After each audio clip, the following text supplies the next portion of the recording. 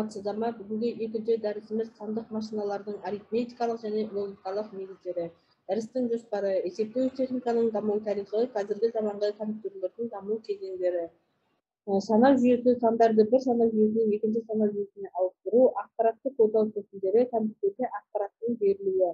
Негизги логикалык элементтер, алгебра логикасынын негиздери, логикалык курулумду синтездөө. Эсептөө техника бул эсептөө жана маалиметтерди өңдөө процессинин маңыздуу компоненти болуп табылады. Эсептөөгө арналган алгачкы курал ретинде эсептөө таякчаларын атауга болот. Бул курал негизи азыркы кезде башталгыч сынып окуучулардын эсепти үйрөтүү үчүн колдонулат. Дамуу жолунда бул куралдар убакыт өтө келе карапайым курулгулардан күрөөлүк куралдар пайда боло баштады. Абак, логарифмдик сызгыч, механикалык арифмометр, электрондук компьютер күрделене түштү.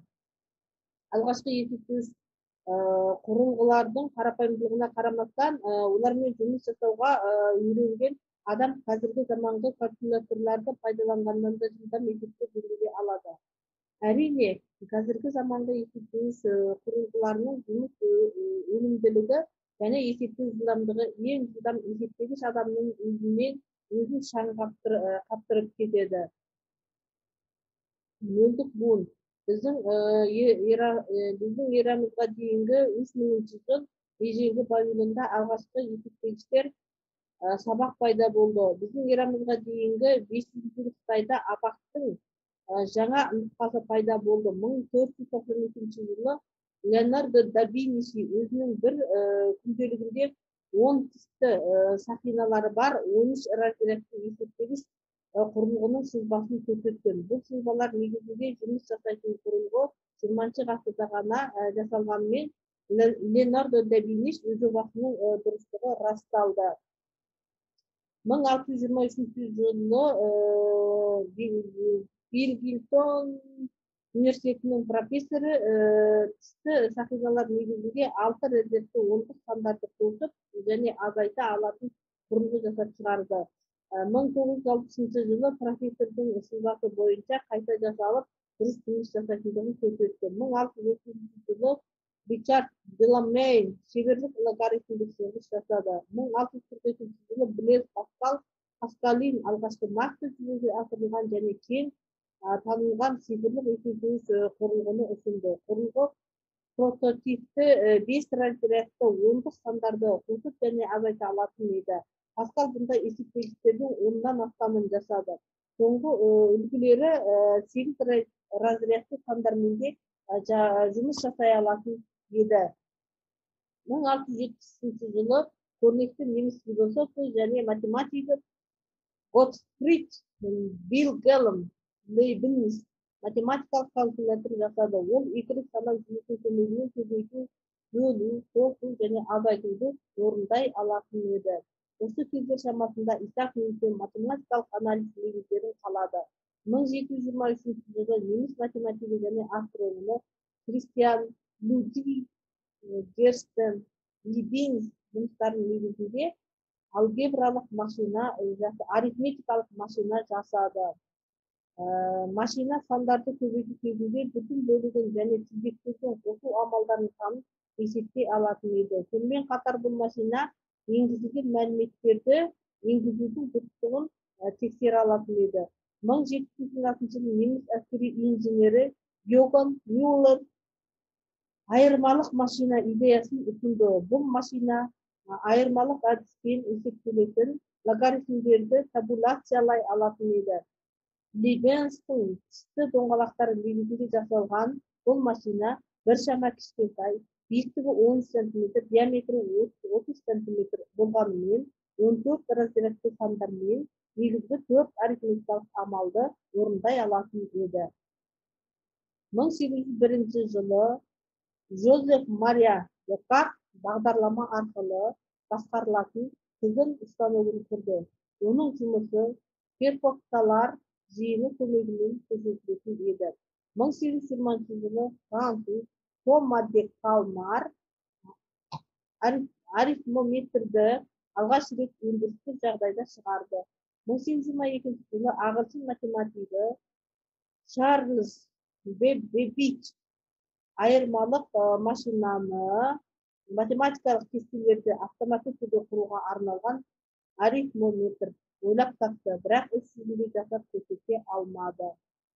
1855 жылы Стокгольм қаласында ағайынды Георг және Эдвард Шульц Чарльз Бэббич жумуштарынын негизинде алгачкы айырмалык машина жасады. 1806 жылы орус математиги Кебичев онтуктарды үздүксүз тасымалдайтын тоскус аппарат курду. Бул гаалым 1881 жылы ошол машинага көбөйтүү және бөлүүгө арнап кошумча бөлүктөр жасады. 1884-1888 жылдары аралыгында Герман Холлерих электрлик табуляция жүйө жасап чыгарды. Бул жүйө 1890 және 1900 жылдары АКШтагы, 1895 жылы Ресейдеги халык санагында колдонулду. 1943 жылдын соңунда арнайы максаттарда колдонулатын агылшын эсептегич машинасы колос жасалды.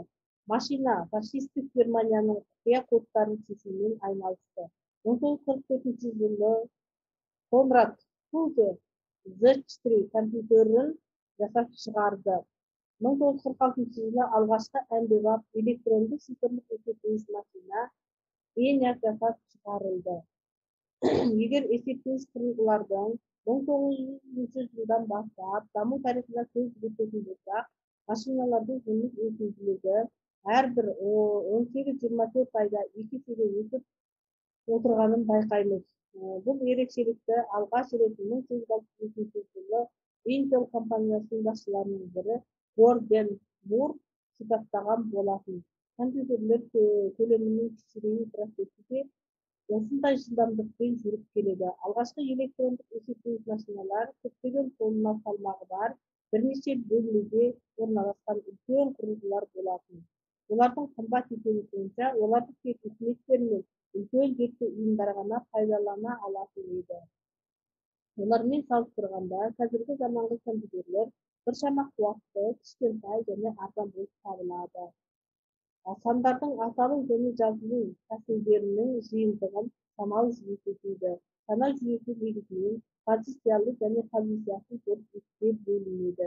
Эгер цифрдын мағынасы онун турган ордуна тәуелсиз болсо, ондай санау жүйөсүн позициясыз санау жүйөсү деп атайды. Бул жүйөгө мисал ретинде Рим санау жүйөсүн алууга болот. Рим санау жүйөсүндө 9-12 сандары чизмектин кай жерине орналашса да мағынасын өзгөртпөйдү.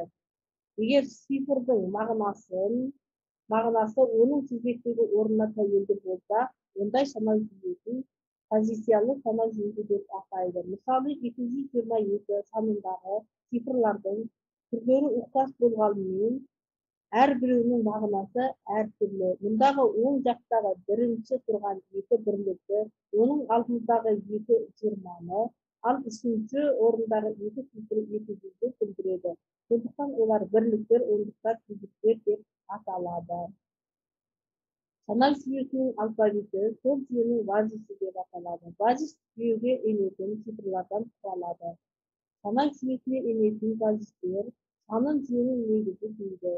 Санау жүйөсүнүн негизи ретинде бирден үлкөн 10 натурал сан алынат да, оны көбүнесе куб әрпинен белгилейди. Негизги логикалык элементтер алгебра логикасынын негиздери логикалык курулумду синтездөө. Сандык схема тез 2 логикалык мәндери бар схема. Бентилдер деп аталатын эң кичинекей электрондук курулгулар 2 мәндүү сигналдардын ар түрдүү функцияларды орундай алады. Бул бентилдер барлык сандык компьютерлер жасалатын аппараттык камтаманын негизин курайды. Инвентордун не и жана не или бентилдердин схемаларындагы кичинекей дөңгөлөктөр инвертеленетін чыгуулар деп аталады. Компьютерлерде көбүнесе не и жана не или вентилдер колдонулат. Вентилдерде 2-ден 4 түрүлөрү болуу мүмкүн. Мисалы не и вентилде кез келген санды жеңілдер болуы мүмкін, бірақ тәжірибеде оның саны 8-ден көп болмайды.